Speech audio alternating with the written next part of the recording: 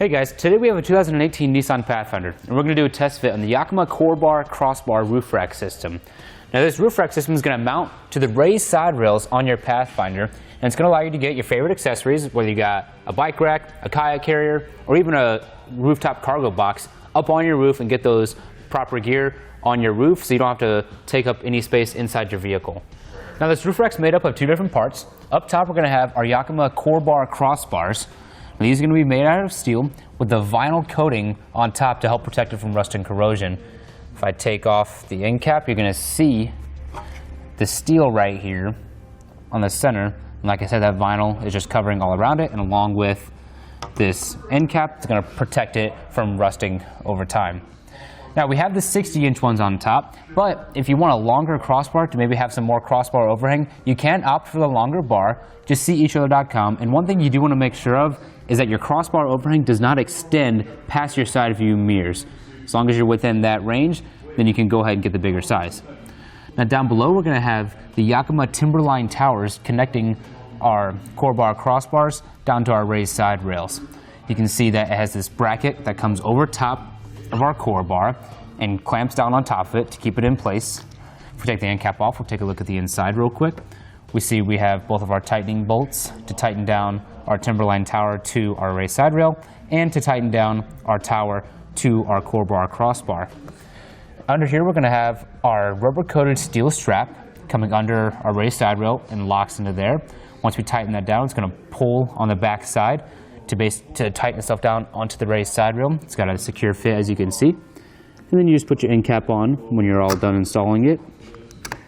You see we do have these plastic locks right here. We can replace those with Yakima lock cores, which are sold separately here at eTrailer, and that could just give you a more secure feeling for your roof rack, so no one can just come up and remove it unless they have the key. Now the CoreBar roof rack system is going to be more heavy duty. As I said, it's got a steel construction to it, so it's going to have a much higher weight capacity when compared to the standard Jetstream roof rack system. It's going to come in at 220 pounds, but do double check with your Pathfinder's owner's manual to make sure that your roof can handle that weight. Now I'll give you some clearance measurements. First, from the top of our roof to the bottom of our CoreBar, that's going to be 3 inches, which is plenty of space to get any clamp-on accessories or strap-on accessories under your crossbar without risking damaging the finish on top of your vehicle. Now if we go from the top of our roof to the top of our crossbar, that's going to be 3 3/4 inches, which that's something to keep in mind because that's how much you've added to the top of your roof. So in your low clearance situations, you want to keep that in mind, how much you've added to it. And also, if your Pathfinder does have a sunroof, this one does not. But if you do have one, it is going to be able to be used when the roof rack is installed. Just be sure you close it before you put any accessories on your roof rack. Now that we've gone over some of those features, I'll go ahead and show you how to get it installed. You see where the front one installed, the rear one's going to install the exact same way. We got a little bit of assembly to do. I'll show you how to do that. We have it partially assembled on this side. We'll go ahead and do the other side. Now, first we're going to grab our TimberLine tower. We have this plastic piece right here we need to snap into place. It's going to fit just like that. Just push down until you hear it snap into place, like so. Now you want to make sure that you get this piece that's going to wrap around our CoreBar on the right way. So how we're going to do that is we're going to come over to the edge of the CoreBar. We need to fit it on there like so. And we also want to make sure that the open part of our strap faces the outside. So it's going to go on like this. So we'll go and bring it off. And it's going to fit onto that screw that's in there. So we'll just set it on top for now. Then what we actually have to do once we get it set on top is push the strap all the way through. Then on the inside there's going to be a bolt. And we'll just take our tightening tool and begin to thread it onto this little bracket right here. Now we don't want to get it too tight right away. We just need it a bit snug.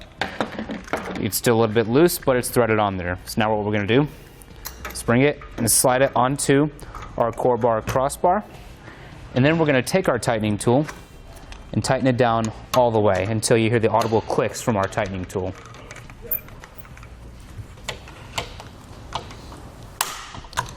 Once you hear those clicks, you know it's tight enough. Grab your end cap for your CoreBar, throw it on there, and now we can put it on our roof. Now if you have any height restriction, it's not a big deal just to go ahead and open up your rear door. I'm going to just take a step up. You do want to make sure you have a grip before you go ahead and step up there.